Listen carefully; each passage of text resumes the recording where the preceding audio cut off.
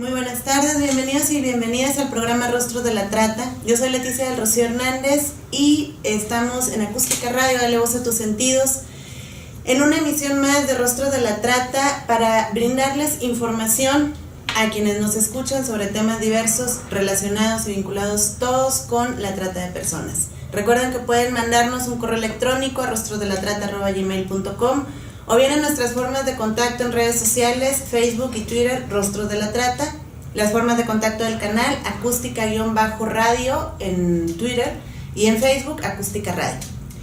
El día de hoy me da mucho gusto estar acompañada en la coconducción por Albania González. ¿Cómo estás, Albania? Muy bien, Leti, gracias. Gracias a ti, Albania, por acompañarnos.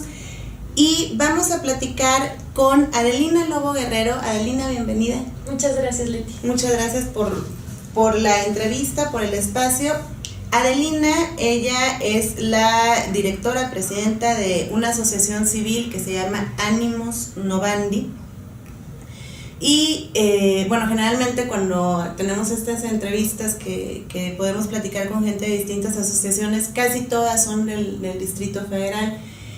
Y me da mucho gusto que seas nuestra prácticamente primera invitada en vivo, que no es del Distrito Federal. Tú estás en San Luis Potosí, pero por favor, Adelina, empieza por platicarnos qué significa el nombre de tu asociación, cuál es la historia y por qué razón surgen. Ok, bueno, Animus Novandi en realidad debería ser Animus Novandi, pero en la notaría tuvieron un pequeño error de dedo que costaba mucho para cambiarlo y dijimos, bueno, suena bien. Okay. El latinajo Animus Novandi significa ánimo de renovar. Iniciamos este proyecto hace ya casi 12 años, entonces éramos jóvenes y bellos, y entonces dijimos, bueno, al momento de buscar el nombre, comenzamos con nombres de jóvenes, buscando el desarrollo, y dijimos, bueno, eventualmente no vamos a ser jóvenes, ¿no? Entonces encontramos este latinajo con el que nos identificamos, ánimo de renovar, ánimo de cambiar. ¿Cómo nace la asociación? Tiene, digamos, nacemos con el tema de la salud sexual y reproductiva. ¿Por qué? Porque San Luis es un estado sumamente cerrado a los temas de la sexualidad. Aún es cerrado, imagínense, hace 12 años era muchísimo más. Y en un día con un grupo de amigos, éramos aproximadamente 12 amigos, empezamos a platicar de cómo llegamos a la primera vez, ¿no? Y resulta que todos llegamos sin saber, ¿no? Sin utilizar ningún método de protección, de barrera, anticonceptivo, muchos con parejas mucho mayores, exponiéndonos a un montón de riesgos, algunos bajo el influjo de drogas, alcohol, etc., ¿no? Entonces, ¿por qué? Porque no había un espacio o una persona, una institución que te acompañara en este proceso. Además, en esa misma plática resultó que muchos de los presentes habían sido víctimas de abuso sexual infantil, ya sea por parte de personas cercanas en su familia, o por parte de maestros de colegios religiosos, ¿no? Entonces, nosotros nacemos y atendemos dos temas al inicio: salud sexual y reproductiva para jóvenes y educación para prevenir el abuso sexual en niños y niñas. Okay. Así es como nacemos. Esa es la motivación que le da vida a Animus Novandi, que en un inicio fue Animus Novandi, sí, pero muta en el nombre. Albania, ¿tienes alguna pregunta? Sí, tú dijiste hace un momento, al principio, ¿no? Empezamos con esos dos temas. Ahora, ¿qué los ha llevado? Si tienen otros temas, o han abierto, o han ampliado sobre esos dos, ¿qué los ha motivado y qué los ha llevado a transformar? El siguiente tema, y fue porque las mismas personas con las que empezamos a trabajar, escuelas, personas, padres de familia, nos solicitaron atacar el tema del consumo de drogas, bueno, las adicciones, ¿no? Así con el cliché. Y entonces empezamos a abordar el tema. No nos gustó porque caímos en el cliché de ay, las drogas son malas y no se droguen porque son malas, y si se drogan van a ser malos, ¿no? O sea, ese discurso, y nos sorprendimos diciendo cosas que nosotros no creíamos. Entonces paramos y diseñamos un modelo de intervención con una perspectiva distinta. Dijimos, es igual que el tema del sexo.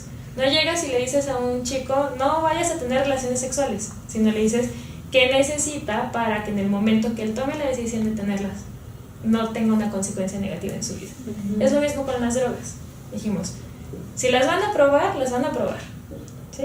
¿Qué es lo que queremos? Educarlos para un consumo responsable, para que logren identificar cuando ya tengan un consumo problemático y para que, digamos, en el calor no se vayan a pasonear, ¿no? O sea, que si van a consumir sustancias que son depresoras del sistema nervioso central, no lo combinen con estimulantes, ¿no? Que no combinen depresores con alucinógenos, etcétera, ¿no? Entonces, es una educación para un consumo responsable. Entonces, ese fue como el siguiente tema y comenzamos a trabajar, como hacemos también investigación de juventud, todo lo de perspectiva de juventud, comenzamos a trabajar con policías en materia de derechos humanos, en materia de perspectiva de juventud para cuerpos policíacos, derechos de las mujeres, trabajamos también con mujeres víctimas de violencia, y también diseñamos proyectos específicos para mejorar las condiciones en grupos de alta marginalidad y vulnerabilidad social. Entonces ahorita en realidad tienen un objeto social muy amplio que les permite atender distintos fenómenos y problemáticas, ¿no? Así es. Por ejemplo, allá en San Luis Potosí hay un municipio que se encuentra al norte, que es muy importante porque por ahí pasa una de las principales carreteras del país, que es la carretera 57, y por donde pasa todo. Exacto, pasa todo.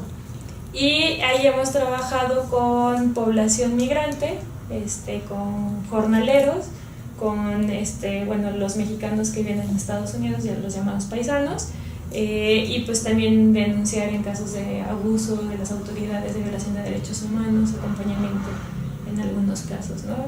El problema es de que pues, a veces falta mucho la voluntad por parte de las autoridades. Tenemos cerca de un año solicitando que se haga una inspección a todos los ranchos en la zona norte del estado, porque sabemos que hay explotación laboral y trata con fines de explotación laboral infantil, pero pues ninguna autoridad quiere entrarle porque obviamente los negocios del exgobernador y algunos otros son esos ranchos.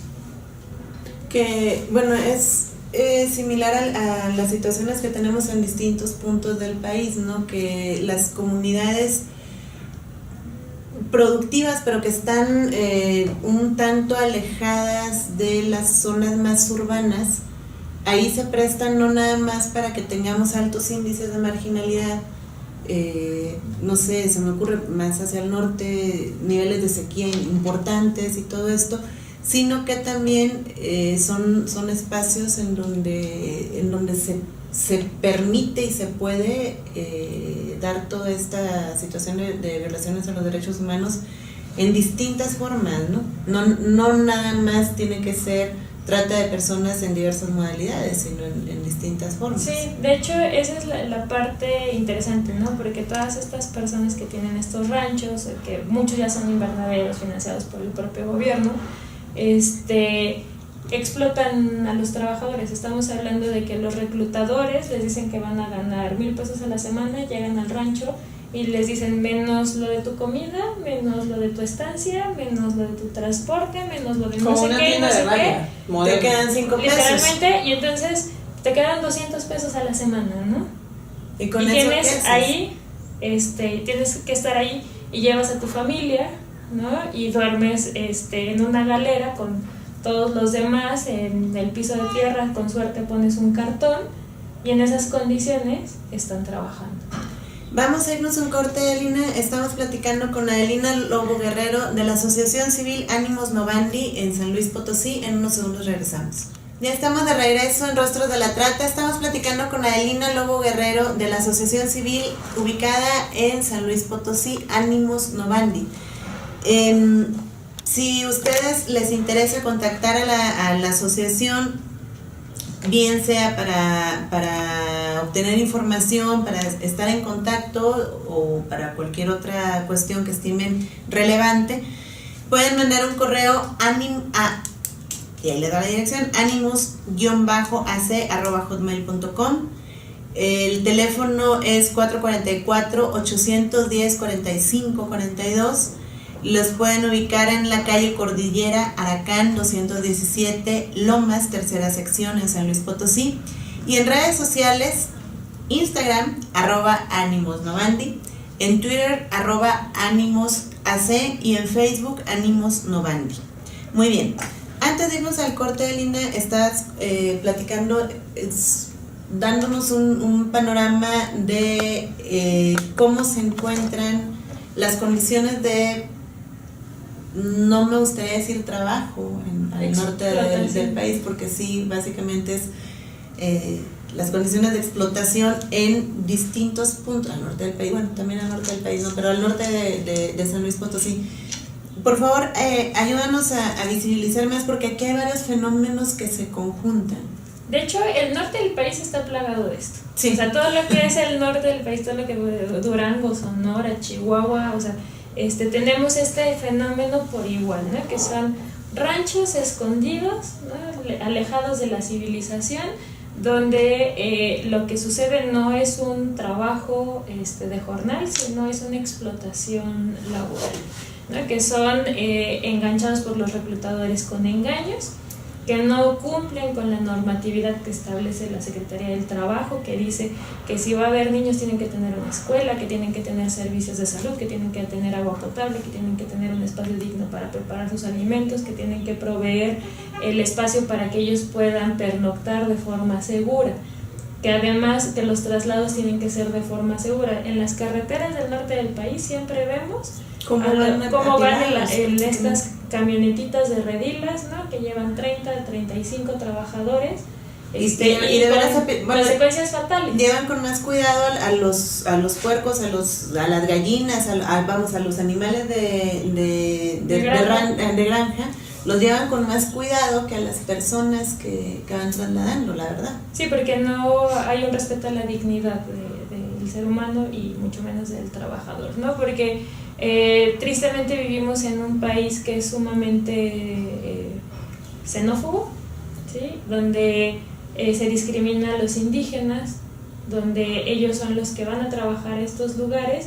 Muchos de ellos no hablan español, entonces no tienen la posibilidad incluso de interponer una queja, una demanda, ¿no? En San Luis Potosí hace 2 años sucedió el caso de 2 jornaleros que escaparon de un rancho, que fueron a Derechos Humanos a la visitaduría ahí en Matehuala, y aún todavía no hay una resolución por parte de la comisión, porque se tuvo que pasar a la Comisión Nacional de Derechos Humanos. Aún no hay una recomendación por parte de la Comisión Nacional, pero literalmente fueron, ellos hablan de esclavitud, ¿sí? Porque no los dejaban salir del rancho. Entonces eso no tiene otro nombre más que ese. Suena muy duro, y suena muy duro porque decimos que somos una sociedad occidental, que respetamos los derechos humanos, pero eso pasa, ¿no? Y muchos prefieren voltear a otro lado cuando ven a los jornaleros, cuando los vemos en la carretera, ¿no? Sí. Y también muchos han fallecido en estas condiciones laborales, bueno, de explotación. Sí, yo comparto plenamente lo que dices. Bueno, ya el alto comisionado dijo que no somos una sociedad que respete los derechos humanos, pero más allá de esta visión de querernos occidentalizar y querer decir que somos muy avanzados porque tenemos todos los tratados firmados y dependencias estatales que defienden nuestros derechos, eso evidentemente no es cierto, pero además somos una sociedad que está perpetuando la esclavitud en todas sus formas, ¿no? Desde hablar de la explotación laboral que raya en la esclavitud, o que en muchas ocasiones es totalmente un trabajo esclavo, de forma laboral, hasta también la prostitución y la esclavitud sexual de miles y miles de mujeres y niñas en México que están en esa situación. Y yo estoy pensando un poco en este tema del trabajo digno, de qué implica el trabajo digno. Me estaba acordando de una experiencia en Sinaloa, justamente para hacer trabajo con niños, finalmente niños jornaleros, trabajadores también, porque en esta cosa de acompañar a las familias, pues al final también los niños empiezan a participar de este trabajo y no reciben ni un solo peso por eso, sino que es como el gasto, como lo que recibe la familia. Y me recordaba que en esa ocasión en el tomate se pudo lograr que se trabajara, o sea, meternos adentro de estas fincas, de estos ranchos, y se lograron modificar algunas cosas. Sin embargo, el tema de dónde pernotan, de la escuela y de la seguridad, en el caso de los niños, que tenemos casos de niños que han muerto pues porque las mamás los ponen en los surcos y la arrastran, les pasan encima, ¿no? ¿Tú qué tanto podrías como o han podido entrar a estos espacios propiamente como para saber en qué condiciones realmente están? Porque me parece que también esto que no te dejen entrar, que sea propiedad privada, también te imposibilita esa labor, ¿no? De hecho, nosotros no hemos podido entrar, Derechos Humanos no ha podido entrar, la Secretaría del Trabajo no ha podido entrar porque no ha querido.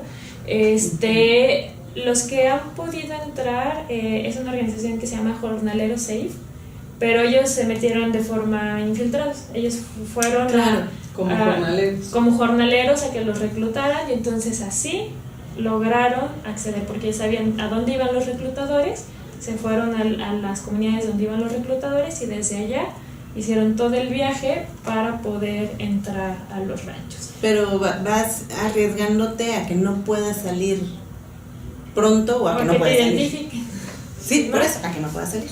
Entonces ellos tienen este documento donde hacen un diagnóstico de las condiciones laborales de solo un rancho, ¿no? En el norte debe de haber cerca de 35, 36 ranchos, ¿no? Entonces, pues es una alta, digamos, población migrante temporal que está en condiciones de explotación laboral. Muchos de ellos llegan a las presidencias municipales del norte del estado a solicitar apoyo para poder regresarse a sus comunidades, porque termina el trabajo y los dejan. Y llegaron y se van como empezó todo. Así es. Exacto. ¿Y de qué estados de la República ustedes podrían indicar que están siendo expulsores de...? Nosotros, por lo menos en San Luis Potosí, se detecta que llegan de Guerrero, de Oaxaca y de Veracruz principalmente. Algunos del Estado de México, pero principalmente Guerrero, Oaxaca y Veracruz. O sea que son básicamente, digamos, indígenas. De hecho la mayoría son indígenas. Es que los reclutadores casi tienen la consigna. Exacto. Ese es el punto, Albania, que al final de cuentas son estados en donde las condiciones económicas son cada vez más apremiantes. Por lo tanto, la gente que vive ahí necesariamente tiene que salir a buscar algo, y en el camino ya ese algo se va transformando en un busco lo que sea. Pero además de busco lo que sea, lo busco a como lo sé buscar. Puede ser en mi español completo, medio completo, y en mi ignorancia, a comunidad, ¿no? Imagínate, yo soy padre de familia, ¿no? Tengo unos 35 años, tengo mi mujer, tengo mis hijos, y llega un reclutador, ¿no? Y se para ahí y comienzan a decir, no, pues miren, hay trabajo, se puede entrar a su familia, van a ganar tanto. Imagínate, para ellos 1,000 pesos a la semana significa 900 pesos más de lo que ganan, ¿no? Y con esos engaños es como los llevan, y entonces les van a firmar contratos en español, ¿sí? Que nadie les traduce, ¿no? Porque generalmente el traductor también está palabrado con el reclutador, y les van a firmar contratos que ellos les sirve para, en caso de que haya una inspección por parte de la Secretaría del Trabajo, pues dicen, aquí está, ¿no? Porque tampoco hay, digamos, o sea, tenemos el salario mínimo, ¿no? Pero no hay un estándar de hora trabajo en el jornal, ¿no? Y cuál es la remuneración, porque no hay un mercado justo. Estamos platicando con Adelina Guerrero, tenemos que hacer un corte. Recuerden que nos pueden mandar un correo electrónico a rostrosdelatrata@gmail.com. Regresamos. Pues continuamos aquí en Rostros de la Trata. Estamos platicando con Adelina Lobo Guerrero de la Asociación Civil Ánimos Novandi de San Luis Potosí. Adelina, antes de irnos al corte, nos estabas ejemplificando lo que sucede y cómo es que los reclutadores convencen a las familias prácticamente, no nada más al jefe de la familia, sino a las familias completas a trasladarse, ¿no? Para buscando una nueva oportunidad. Pero la situación, ustedes desde el trabajo que realizan en Ánimos Novandi, ¿cómo ven la situación en específico de las niñas y niños migrantes no acompañados que están como jornaleros, o bien que van acompañando a sus familias, que terminan también realizando trabajo como jornaleros? ¿Cómo la tienen pulsada ahí en San Luis? Fíjate que el tema de los menores no acompañados, menores migrantes no acompañados, es un tema bastante importante en San Luis Potosí, porque por lo mismo somos, de paso tenemos las vías del ferrocarril, todo lo que va para Laredo, para Nuevo León, incluso para Veracruz, y específicamente la ciudad de Matehuala ha sido un foco rojo en este tema. Hay muchos niños que han sido rescatados por parte de la Policía Federal, ahí sí tengo que mencionarlo, y que están en este programa del DIF de menores migrantes no acompañados, donde se contacta a las familias, etc. Ese trabajo sí lo han estado cubriendo de forma efectiva. Sin embargo, el tema de los niños que van acompañando a sus familias y terminan explotados en los ranchos como jornaleros, ese está bajo el mismo tenor. Todos estos niños al final de cuentas no lo reconocen como un trabajo para ellos mismos, porque están ayudando a la familia, ¿no? Claro. Si a ti te mandan a la tienda, ¿no? Vas, porque eres el más chico, ¿no?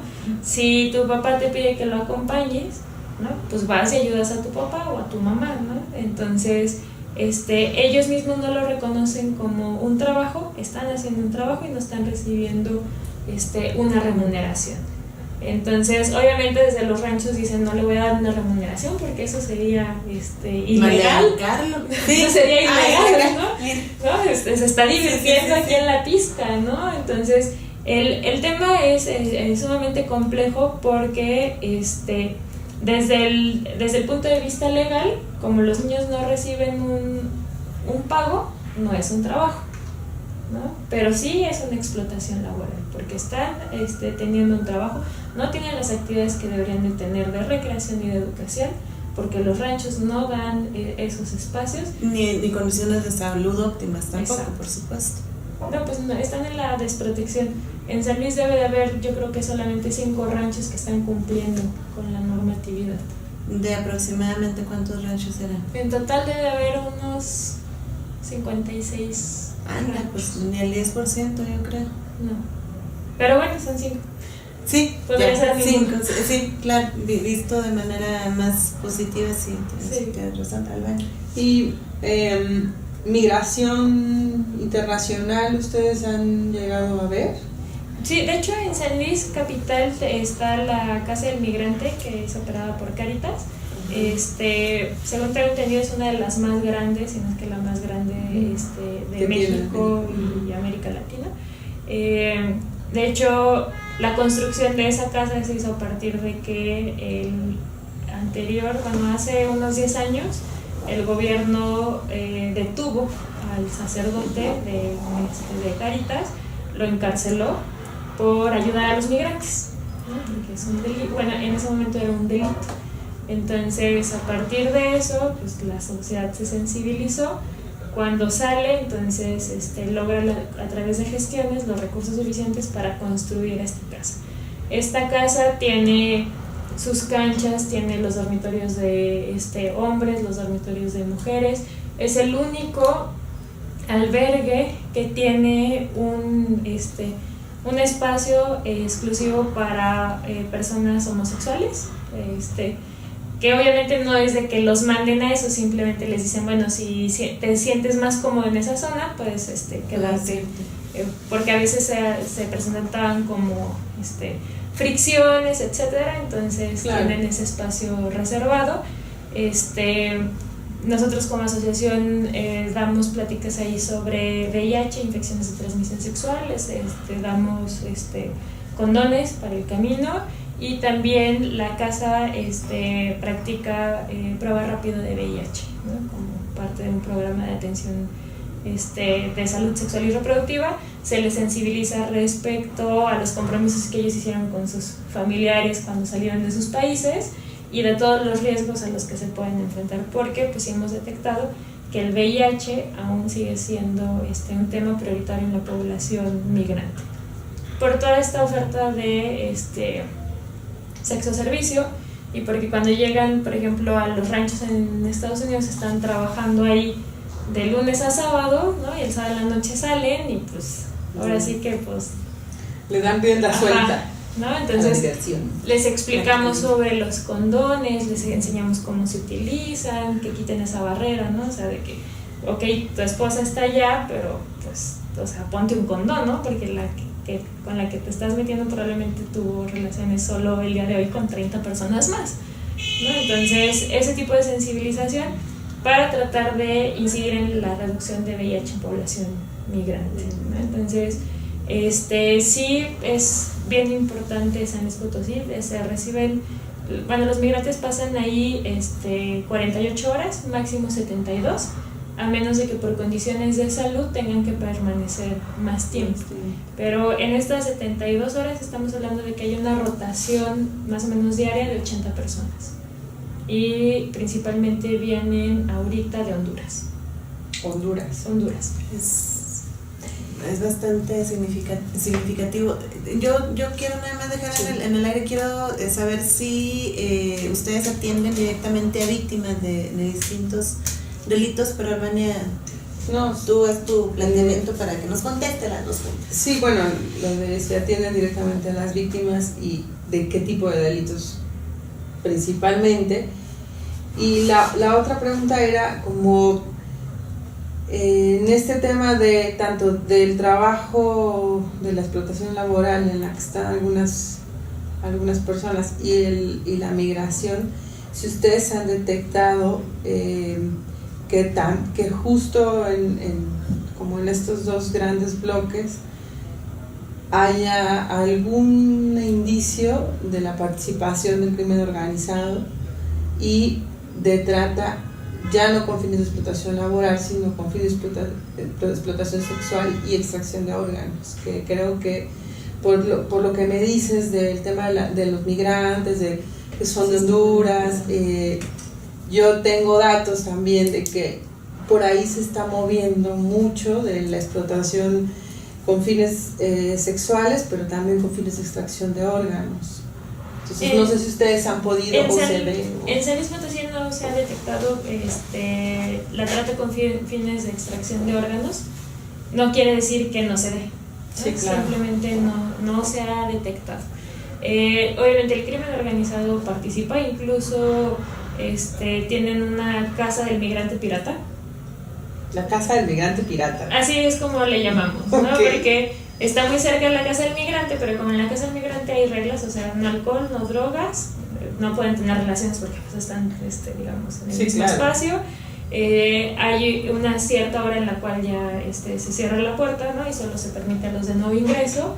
Tienen horarios de comidas, etcétera, y algunos tienen que participar como voluntarios en la cocina, etcétera, ¿no? Entonces es un espacio que tiene reglas. Entonces los que no encajan en eso, pues el crimen organizado tiene esta casa del migrante pirata donde les cobran, donde les venden distintas sustancias, y donde los reclutan también para pues cometer distintos ilícitos, ¿no? Entonces digamos es como una forma natural de separar ahora sí que las ovejas, ¿no? Y entonces digamos esa sería como la forma en la cual está operando el crimen organizado con los migrantes exclusivamente en la capital. Y te voy a interrumpir para hacer un corte rápidamente. Nos vamos a unos anuncios. Estamos platicando con Adelina Lobo Guerrero de la Asociación Civil Ánimos Novandi. En unos segundos regresamos. Muy bien, ya estamos de regreso. Seguimos aquí en Rostros de la Trata. En el último bloque de nuestra entrevista, Adelina Lobo Guerrero de la Asociación Civil Ánimos Novandi. Es una asociación civil que está ubicada en San Luis Potosí. Les comparto nuevamente las formas de contacto. El correo electrónico es ánimos-ac@hotmail.com. La dirección en San Luis Potosí, Albania, por favor. Cordillera Aracán, 217 Lomas, tercera sección, San Luis Potosí. El teléfono para hacerles una llamada es el 444-810-4542. ¿Y las formas de contacto en redes sociales, Albania? En Twitter es Animus AC, en Facebook Animus Novandi. Perdón, pero es que ya no escribe bien. Y en Instagram Animus Novandi. Son las formas de contacto. Sí, oye, mi letra está un poquito enfermita últimamente. Pero bueno, antes de irnos al corte, nos compartías cómo está la situación para niñas, niños migrantes no acompañados, pero que lo más complicado a final de cuentas resulta ser para los niños, niñas que van acompañando a sus familias, ¿no? Ustedes y o la sociedad en San Luis Potosí, Adelina, ¿tienen identificado algunos casos paradigmáticos que tú digas, bueno, aquí hay mucho trabajo que hacer, no nada más desde nuestra posición de sociedad civil organizada, sino también la sociedad en su conjunto? Que nos puedas compartir, por favor. Sí, de hecho, el año pasado sucedió algo que es sumamente desafortunado, y trágico, por lo menos para todos como sociedad y especialmente para las víctimas, porque el delegado del Instituto Nacional de Migración, de nombre Antonio Rojo Zabaleta, el año pasado violó a 2 menores que estaban bajo su custodia. La historia es bastante interesante, ya que una de las menores tenía 16 años, la otra tenía 13 años, ambas de origen hondureño, y el Instituto Nacional de Migración hace una redada en una zona de hoteles donde usualmente los migrantes llegan a descansar.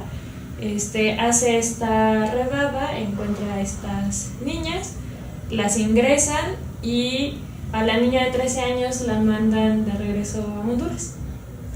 A los 3 meses, más o menos, vuelve a pasar por San Luis, la vuelve a detener el personal del Instituto Nacional de Migración, y al ingresar encuentra a esta chica de 16 años, porque ella no había sido regresada a Honduras. ¿Y por qué razón no había sido? Porque era atractiva. Y entonces el delegado del Instituto Nacional de Migración comenzó primero a acosarla y llegó al grado de violación.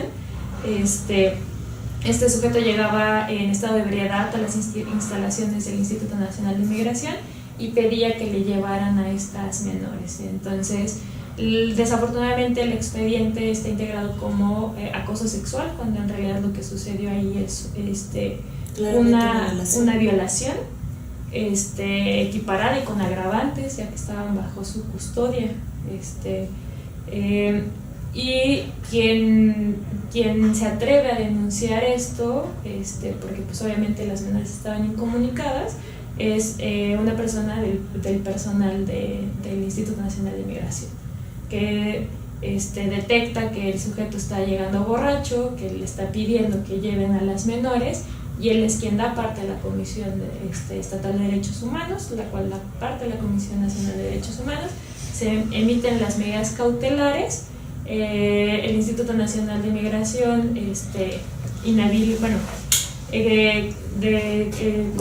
destituye a este sujeto, y la Embajada de Honduras interpone ante la PGR la demanda. ¿Qué es lo que sucede? Estas 2 menores fueron regresadas a su país de tal forma que no declararon, y por tanto pues no hay una consecuencia legal hasta el momento. Por el contrario, hace una semana fue nombrado director jurídico del Congreso del Estado en San Luis Potosí. Hoy renuncia al cargo, sin embargo, pues las consecuencias tienen que ser en el marco de la ley.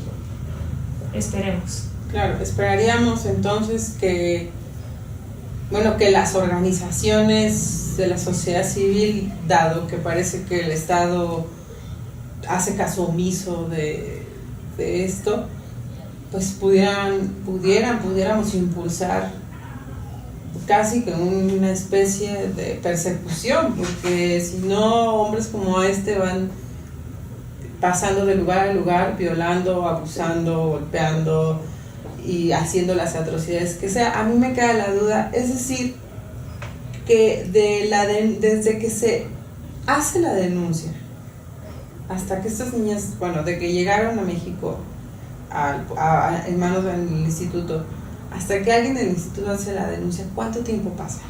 Deben haber pasado, por lo menos en el caso de la chica de 16 años, que llegó a cumplir 17, más de 3 meses estuvo en las instalaciones.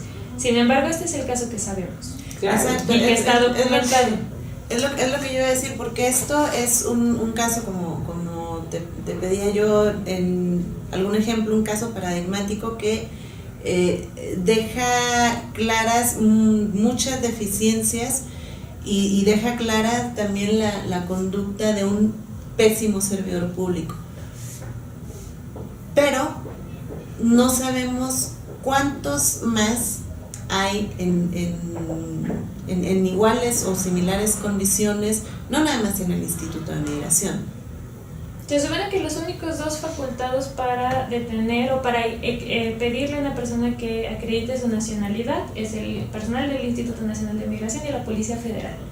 Pero sin embargo sabemos que policías municipales y estatales utilizan esto como un método de chantaje para obtener a cambio dinero y sexo, ¿no? O sea, entonces eso es una práctica generalizada, lo sabemos, pero también el tema es de que un migrante en México no se siente con ningún derecho, ¿no? O sea, un migrante, si de por sí los mexicanos sentimos que nuestros derechos no valen nada. No, porque la sociedad, es lo que te iba a decir, la sociedad misma, en términos generales, nos encargamos de hacer sentir a las y los migrantes que aquí no tienen derecho.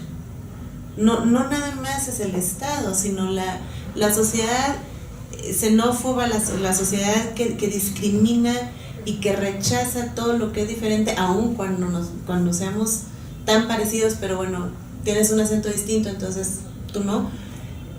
Le hacemos sentir a la persona migrante que aquí no tiene ningún derecho, la verdad.